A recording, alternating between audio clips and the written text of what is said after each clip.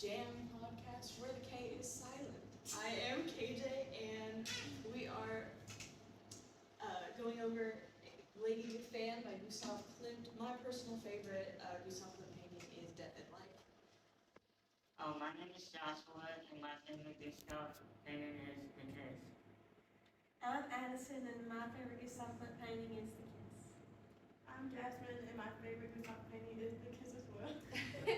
I'm Madeline, and my favorite Gustav Klimt painting is probably Love. And then behind the camera, we have Mackenzie. And my favorite Gustav Klimt painting is the Life or Death painting.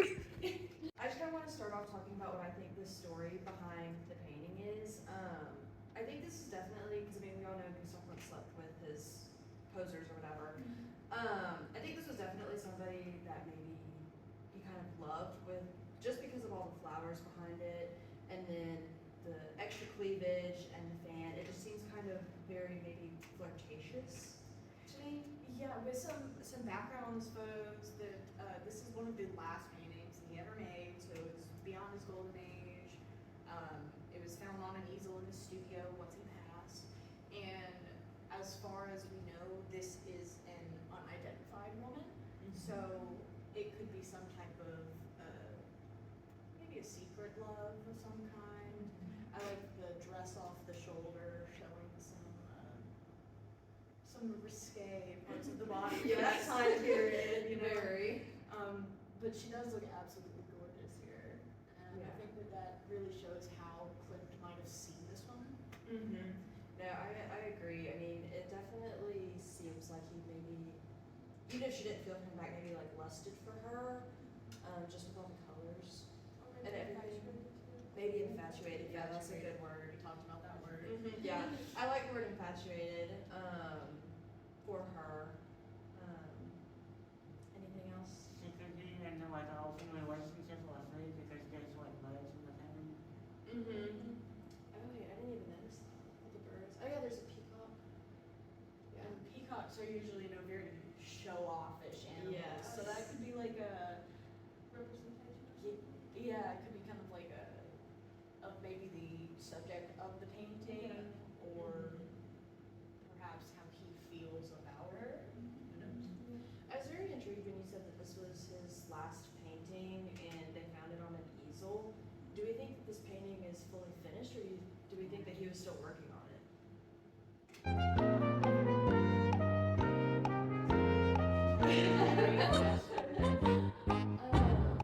I mean, some details you can see it's not fully finished, but I honestly think with that somehow some of his paintings are, he doesn't Yeah. go into full details.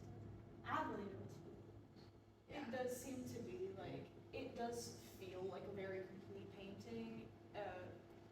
It's though it is kind of missing some of his geometry from the golden age, but you can still see it in the pattern, the dress, and the fan itself, and even the flowers in the background are very patterned. So I do think that this painting was either fully complete or in its very final steps. The distinct lack of any of the, we've seen a lot of eye-catching elements in Yeah. Klimt paintings where they seem kind of random almost, as if they're just kind of pulling your eye off of the painting, but there's no space here that does that. If Yeah. anything, I'd say maybe this flower down here keeps catching my attention because it's parallel to where she's looking. But other than that, it's a very balanced painting compared to Klimt's other paintings. Yeah. I agree to disagree on that because I feel like so it's kind of yellowish around, and then he has this big red fan right in the middle of the center next to her chest area. So I don't know if maybe he was trying to draw attention to that. Because it's kind of very the only other red you really see is on the far outskirts.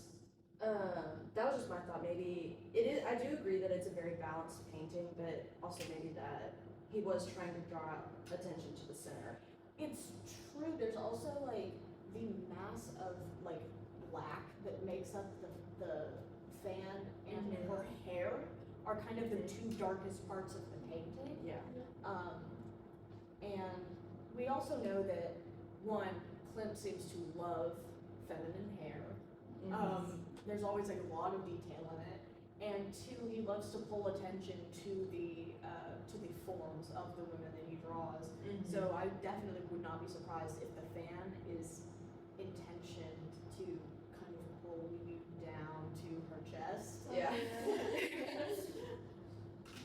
All right. Let's move on to like colors, tones, and brightness. What do we think? Which we've already kind of started on. We kind of Yeah. started on that just a little bit. Obviously, for it to be like in its later stages, I feel like this is very bright. Based on like some of the other paintings that we saw near his end stages that were kind of like more brown and kind of like a darker blue, maybe. This is very bright. Like I don't know. Yeah, and the yellow. I originally thought that this painting, before I learned that it was his last one, I originally thought this painting was closer to his Golden Age paintings. And like end of life. Yeah, because it was so bright. Yeah, which almost, it's kind of like how people talk about death, like right before death being a last hurrah almost. Like it's just so bright and colorful for a painting that was painted in Klimt's like final stages, which I think there's its own kind of beauty about that. Yeah.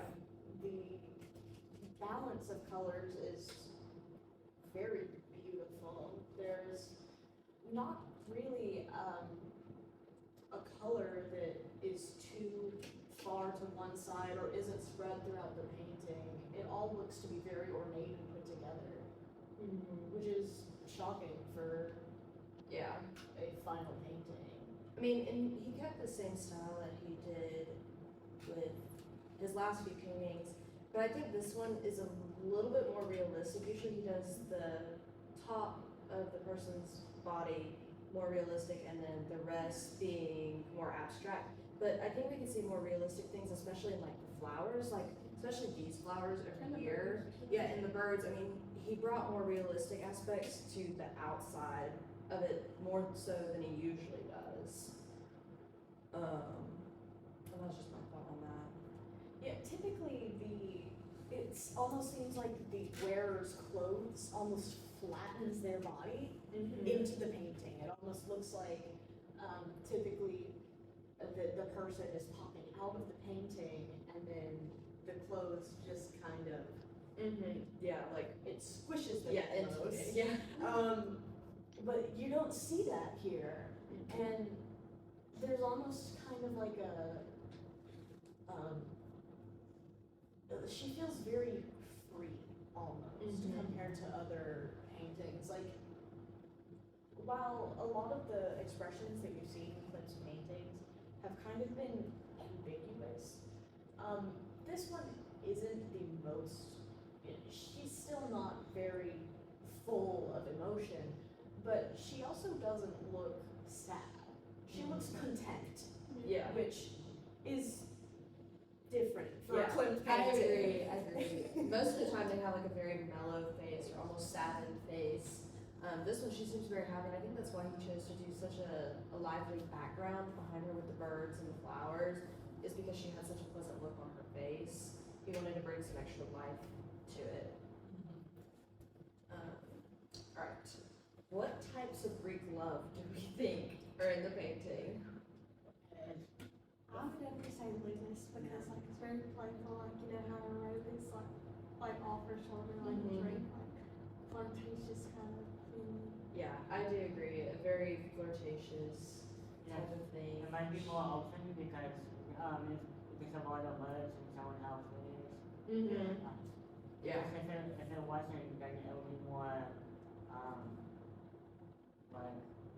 like shoes craft or something. Mm-hmm. Yeah. No, I forgot the word for self-love. What was Yeah, that? me too. Philadia. Philadia. Yes, I do think there's definitely self-love here, just with the pleasant look on her face and maybe a confidence kind of sort of with having. She looks almost beckoning, like Yes. she's like, ooh, look at this fan, you wanna know what it's Yeah. covering? Yeah. Like, she looks. I do think, yeah, there's definitely self-love and confidence showing just from her, maybe not even from a Gustav Klimt side, but just from her and how we picture her. I do think there's definitely Claudia Also, there's probably some like arrows here. Though Klimt did a lot of, I'd say he was very well versed in Ludus love. Yeah. But the surroundings of this painting, it really does feel like love. Like this is kind of, it looks almost like butterflies in your stomach. Yeah. It looks so colorful and joyous, and it just kind of pulls your eyes to the painting. Yeah. I feel like there's a genuine love behind that. Maybe not even for the subject herself, but for the painting. Yeah. Because this, as we've discussed, is one of his last paintings, if not his last painting. And this, to me, feels almost like Klimt's joy for the art. His joy for the art and the painting itself. Yeah. Because he did this his entire life. And I think that's pretty cool. I agree with that. Connecting this painting to another Klimt work, obviously we've talked about how it was his later painting, but we feel like it gives more Golden Age vibes.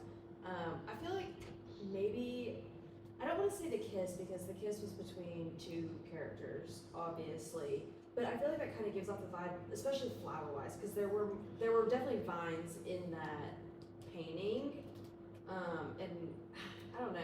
No, I love that because there is also a slight disbalance of the floral imagery. While both sides are balanced, there are more flowers on this side than there are that side. And that kind of reminds me of the kiss where the borders had there were just a couple flowers on one side and then there was like an entire vine on the other.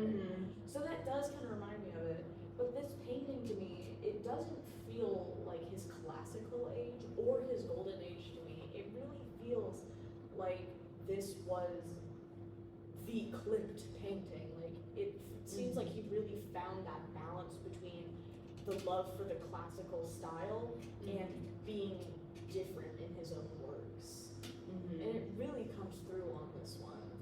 Yeah, I think it's also like he's kind of ending his golden era. He's fading out as he's kind of, since it is his last painting, he's fading out of life, but he's also kind of closing his last chapter and kind of ending it with a nice pretty bow, starting to add a little bit more color back in, but still kind of keeping that same gold age vibe going on. I like that, how like, it was his last one, so he was kind of trying to just bring everything back in, like some of the works that he had done previously.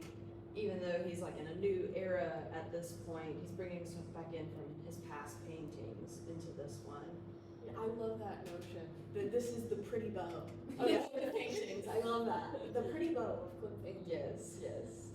I love all of the animal imagery. We don't usually see animals in Klimt work, No. but there's almost like a leopard print almost with her robe, and then these like Like the zebra, stripes look like a yeah. zebra. There's a peacock in the background. Who knows what Yeah, those I other don't know what animals these are? birds I'm are. not quite sure, but I can only assume that it feels very cultural. They Almost feel like exotic. yes, Yes. exotic. Like Yeah. this painting feels exotic. Yeah.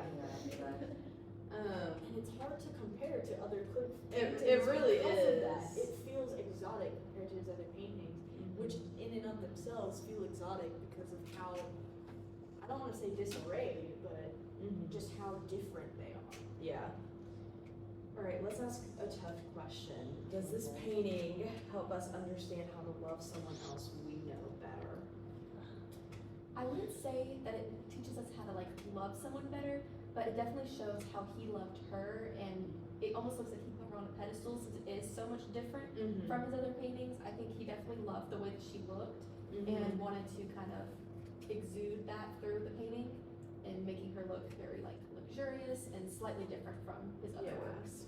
But I like the idea that while we find it kind of difficult to perceive how we could learn to love someone better by looking at a painting, I do like the idea that by looking at how Klimt felt about his paintings and the subject in his paintings, that it does kind of give us almost a lesson in how we look and perceive the people that we love. Yeah. That maybe giving someone the artistic value that he gives other people and seeing the beauty in all of their little like features is and I think that's a good notion to take away, that you can see beauty in everyone. Yeah. Oh, yeah. Especially the small details and all that. But personally, I would say I don't think it shows like how to love someone more, but more of as in to gain more confidence in yourself, at least. Yeah, have love for yourself. Yeah. Feel confident in what you're doing. I agree with the aspect of there's not really much we can take from this to apply to like our own love lives, but I agree on the aspect of Gustav Klimt always found beauty in every single one of his subjects. And so, and he usually, I mean, he depicted all of it perfectly, whether it was the type of clothing that they were wearing at the time or even a background. Going back to Love, which was one of the first ones that we looked at, it was a very like simplistic, dark It was shadow painting, painting. but he added the gold, almost kind of like rusty border with the roses on the side. So, I don't know. I agree that while it can't help us apply love like for another person, it helps us view that person in a beautiful way. Yeah, like maybe looking at this painting by itself, you might not look at it and go, oh, I understand. Yeah. Like, oh, I get it. But knowing what's going on with Klimt and his paintings kind of pushes that like idea forward, which I love that his paintings are so much more than just surface level. I painted it. The curtains are not just blue because they're blue. And I think that really creates like a beautiful, just all of his paintings together they're not cohesive, which I like because it shows like just how different people are. Even though there are still some things that tie together all of his paintings, like you brought up like the golden border that Klimt has in his paintings, and the border right here, the background, it's yellow. Yeah. And the subject, this woman, is also facing left, where typically portraits are facing right. But in a lot of Klimt paintings, the subjects are facing left. Oh yeah. I didn't notice that. And that is the first episode of the JAAMMK podcast. The K is silent. Thank you for attending. Bye!